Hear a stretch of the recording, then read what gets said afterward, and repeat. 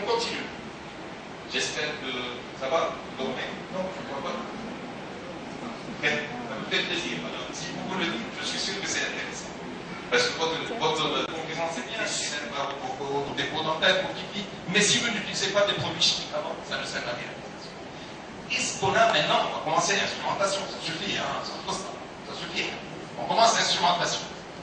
Les contraintes canalaires. Avant de voir l'instrument, regardez les contraintes canalaires, parce que le problème que j'ai, c'est que tout le monde regarde l'APEX, et personne ne regarde le canal. Et ça, c'est un très gros problème que j'ai. Normalement, les problèmes sont au niveau coronaire beaucoup plus qu'au niveau apical. Beaucoup plus qu'au niveau apical. Regardez le canal en entier. La première chose que je vous montre, c'est la chambre. Et là, vous allez lire. Parce qu'à chaque fois que quelqu'un ouvre sa chambre pulpaire, franchement, je ne vois pas les canaux. Franchement, je ne vois pas les canaux. Et il y a des gens qui m'appellent, mais Roland, je ne trouve pas le canal mésien. Je viens chez toi de le trouver. J'arrive chez lui. Montre-moi le canal distal. Il est là. Montre-moi le canal mésien. Il tourne comme ça. Il est là.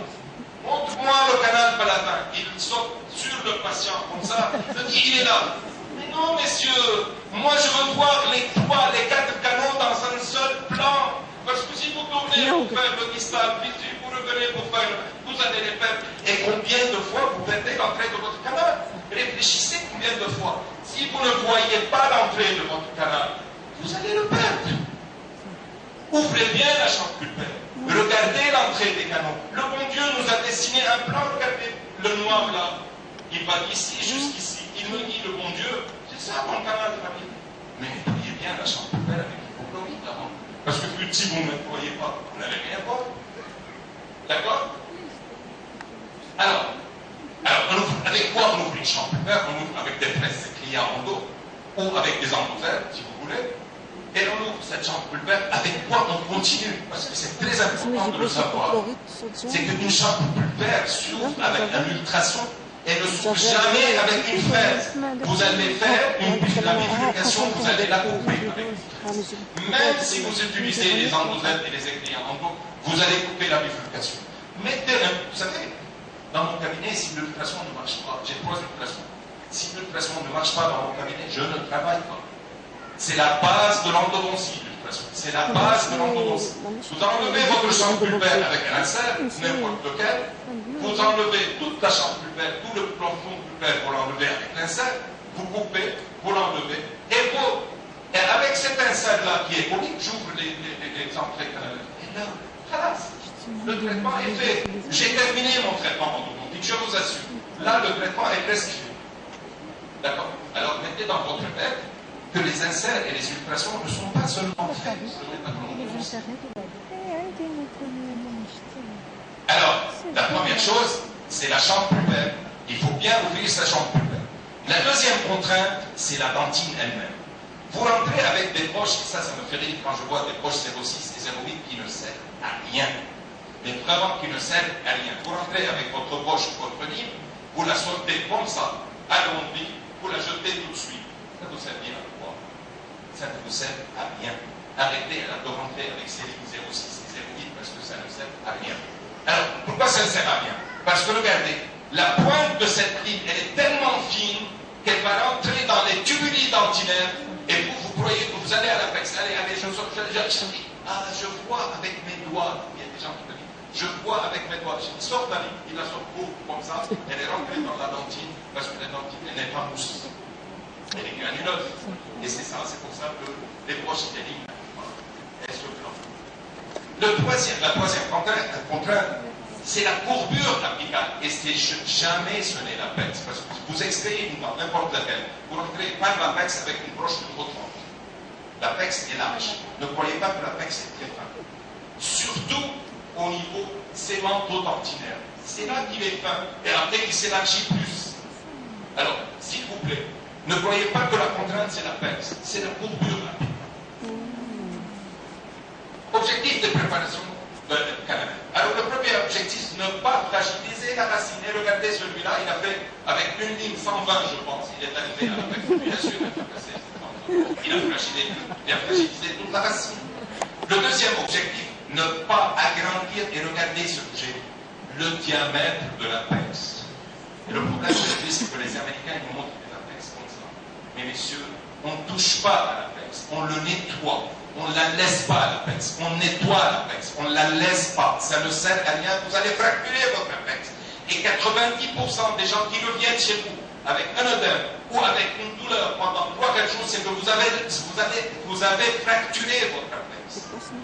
L'apex se fracture tout de suite. Il est très fragile, l'apex. Il n'y a pas beaucoup de dentine, il n'y a pas beaucoup de sémence au niveau de l'apex. Alors vous allez le fracturer. S'il vous plaît, n'agrandissez pas votre apex. Laissez l'apex dans son emplacement. Regardez où il est l'apex. Il est là. Non? Il est là l'apex, non? D'accord? On est d'accord? Mais regardez, messieurs, où il est l'apex. Il n'est pas là. Il est là. Et la différence entre moi et vous, c'est ce millimètre-là. Ça s'arrête là. Parce que si vous n'utilisez pas des instruments flexibles, votre apex est là. Il est là. Par contre, mon apex, il est là. C'est l'instrument qui m'a montré l'apex. Ce n'est pas moi qui l'ai vu, l'apex. Vous ne le voyez pas sur la radio. Parce qu'il est flexible, il a pu faire la tournure et l'arrivée de l'apex. C'est très simple. Le quatrième, on va donner une forme conique au canal. Si je ne donne pas une forme conique au canal, comment vous voulez faire la condensation? Dites-moi quand vous rentrez avec un spreader. On est entre nous. Vous rentrez avec un spreader. Vous rentrez combien? 1 mm, 2 mm, 3 mm, je vous dis. Regarde, je fais la condensation. Mais non, messieurs. Le spreader doit arriver à 5 mm de l'apex, à 4 mm de l'apex. Si vous ne rentrez pas, si vous ne donnez pas une forme conique, comment il va rentrer votre spreader pour faire de la condensation? Jamais il peut rentrer. Comment vous allez faire? Comment vous allez fermer ces canaux latéraux qui sont la cause de ce granulome-là?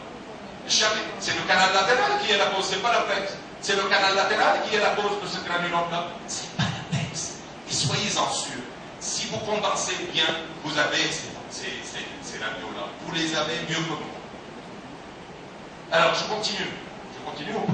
Ça va? Objectif d'un traitement endodontique. C'est quoi les objectifs? Éliminer les débris, bien sûr. La première chose, c'est éliminer les débris. Respecter la trajectoire du canal.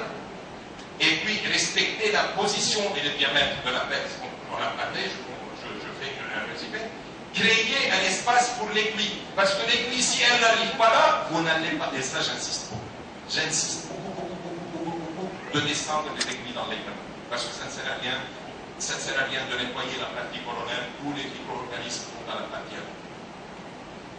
Alors, créer un espace pour l'obturation. Si je n'ai pas de l'espace pour l'obturation, comment vous voulez que j'arrive à l'apex? Impossible. Et combien de fois vous rentrez avec votre compte de butin, votre canal est de 20, on va dire 20. D'accord? Vous rentrez avec le canal le compte de butin, il s'arrête à 16. Combien de fois par jour ça arrive? Jamais. Il s'arrête à 16. Et vous ne pouvez pas rentrer. Et vous mettez votre butin, regarde là.